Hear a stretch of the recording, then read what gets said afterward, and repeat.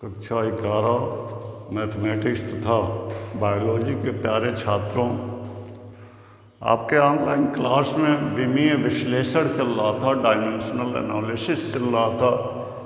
हमने last period में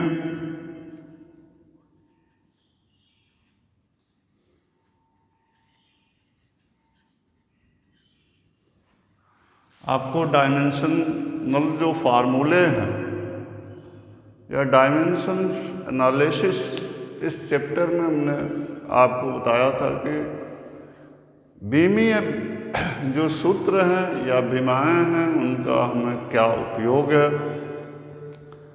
पहला तो हमने ये बताया था कि विमाओं की सहायता से हम किसी फार्मूले की, किसी सूत्र की सत्यता की जांच कर सकते हैं। दूसरा हमने बताया था कि विमीय विधि से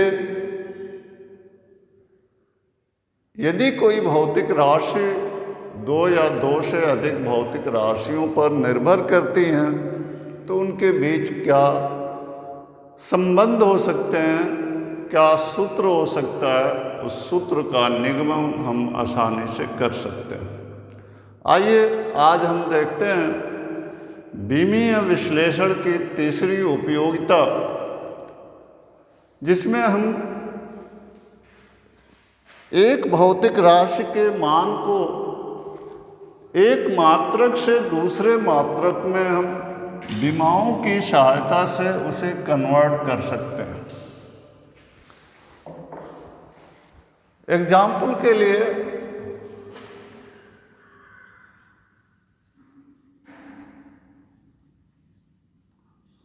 हम लेते हैं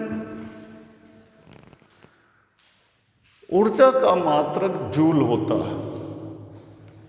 ऊर्जा का मात्रक जूल, यानी कि जो जूल है वो एमकेएस पद्धति में, एमकेएस पद्धति में इसका मात्रक जूल होता है और सीजीएस पद्धति में इसका मात्रक अर्ग होता है।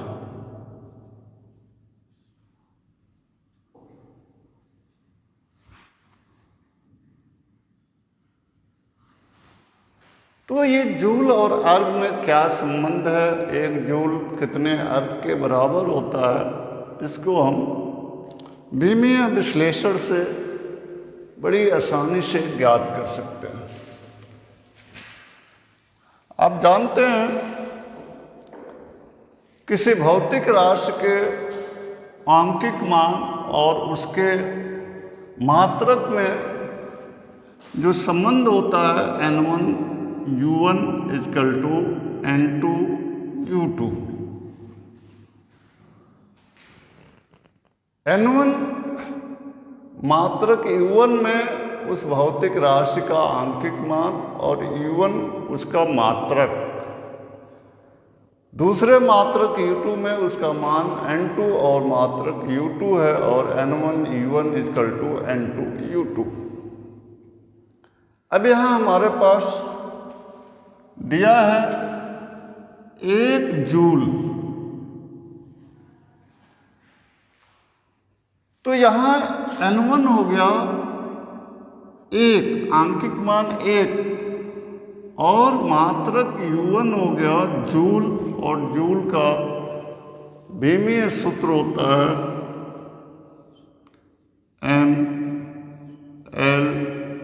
mL2T-2।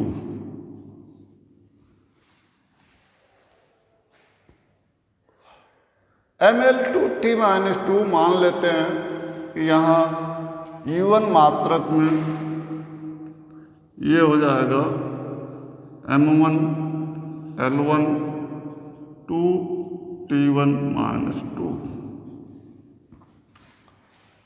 सीजीएस मात्रक में मान लेते हैं इसका आंकिक मान n2 है और इसका विमीय सूत्र u2 = m2 L2 T2 minus 2।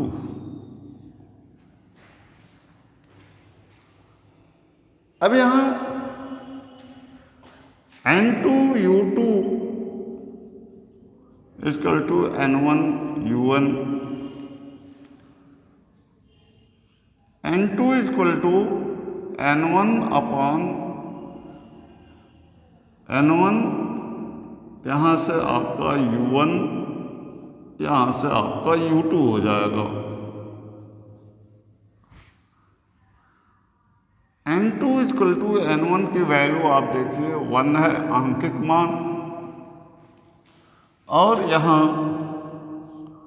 ये M1 L1 2 T1 minus 2, U2 M2 L2 T2 minus 2। इसको हम रख सकते हैं N2 equal to 1, that is M1 upon M2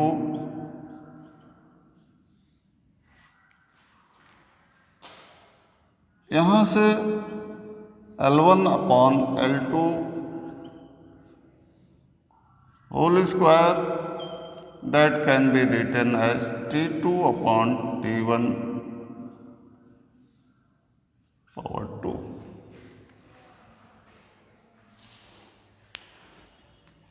M1 MKS पद्धति में द्रव्यमान का मात्रक है M2, CGS पद्धति में द्रव्यमान का मात्रक है L1, MKS पद्धति में लंबाई का मात्रक है L2, CGS पद्धति में है T1 T2, M1 वो CGS और MKS पद्धति में ये लंबाई समय के मात्रक। इस तरह यदि हम इन्हें कन्वर्ट करें तो आप जानते हैं CGS पद्धति में द्रव्यमान का मात्रक ग्राम होता है और MKS पद्धति में द्रव्यमान का मात्रक किलोग्राम होता है, और 1000 ग्राम बराबर 1 किलोग्राम होता है। तो M1 के जगह पर 1000 M2 रख सकते हैं अपॉन M2,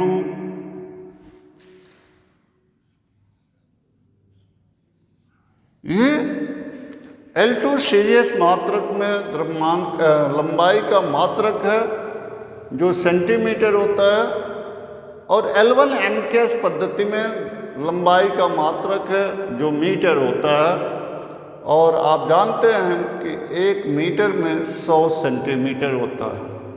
तो यहाँ L1 के जगह पर 100 L2 रख सकते हैं अपॉन L2 का पावर 2।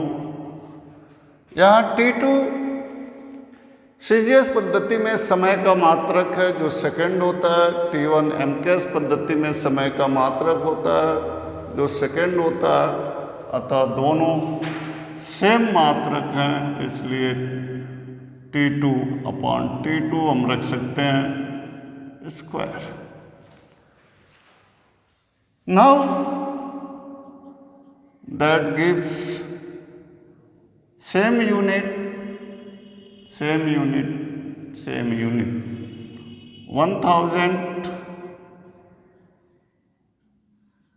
100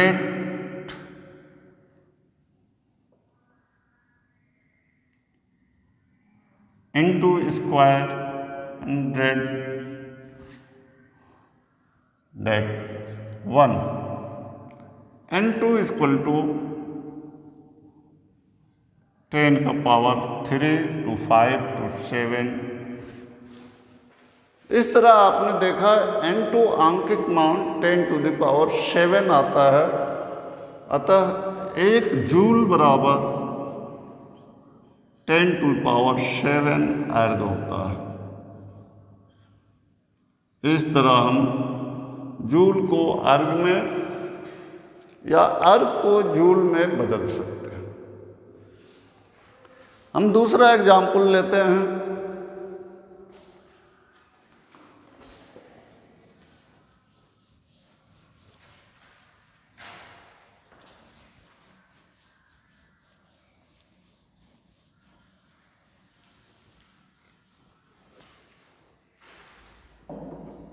एग्जाम्पल 2 लेते हैं।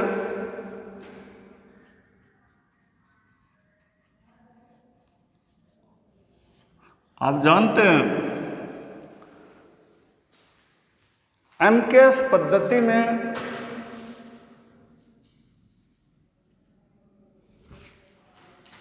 बल यानी फोर्स का मात्रक न्यूटन होता है।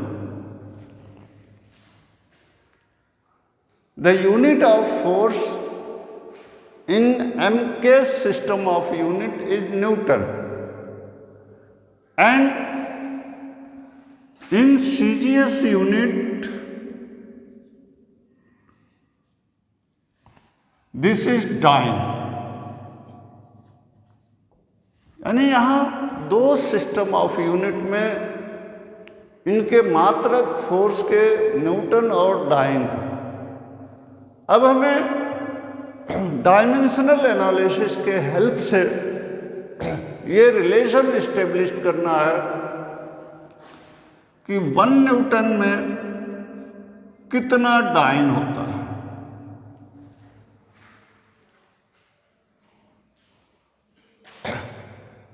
वन न्यूटन कितने डाइन के इक्वल होता है, यानी एक सिस्टम ऑफ यूनिट से दूसरे सिस्टम ऑफ यूनिट में हमें चेंज करना है। यहाँ चेंज करने के लिए हम फिर अपने डायमेंशनल एनालिसिस के उपयोग की बात करेंगे। यहाँ हमने देखा है कि N1 U1 equal to N2 U2। यहाँ हमारे पास N1 1 दिया है और U1 that is Newton.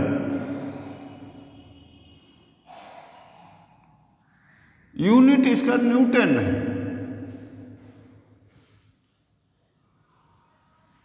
U2 आपको मिला है that is dine,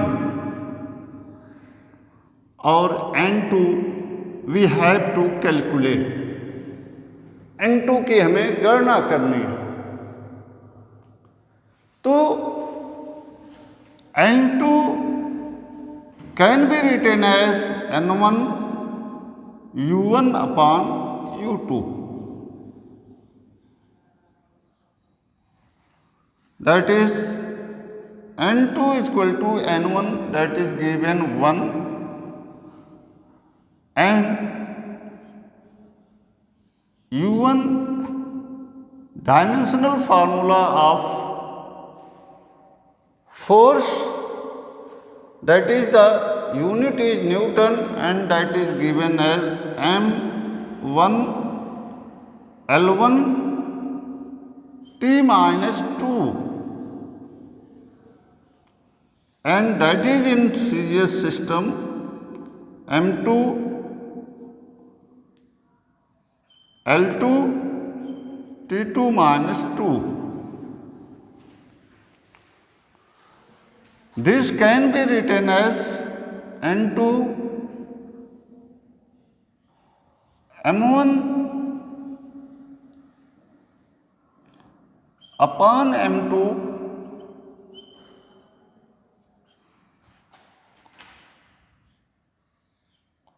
L1 upon L2 T2 upon T1 square power 2. M1 is the unit of mass in MKS system and M2 is the unit of mass in CGS system. यहाँ ये KG होता है और यहाँ ये ग्राम होता है, और आप जानते हैं कि 1 केजी में 1000 ग्राम होता है। तो हम इसको लिख सकते हैं इंटू 1000 m2 अपॉन m2। यहाँ L1 m के सिस्टम ऑफ यूनिट में लेंथ का यूनिट है और L2 सीजीएस यूनिट में आप जानते हैं L1 मीटर होता है और L2 सेंटीमीटर होता है और 1 मीटर में 100 सेंटीमीटर होता है, इसलिए 100 L2 अपॉन L2। एमकेएस और सीजीएस दोनों में समय का जो मात्रक है वो सेकेंड होता है, इसलिए T2 और T1 दोनों सेम होता है। Here this is M2 and M2 same unit, L2 and L2 same unit, T2, T1 same unit. Thus N2 is equal to 1000 into 100, N2 is equal to 10 to the power 5। यानी कि CGS system में जो बल का मात्रक है जिसे dine कहते हैं उसका आंकिक मान 10 to the power 5 है, इसलिए हम यहाँ लिख सकते हैं 1 newton equal to 10 to the power 5 dine.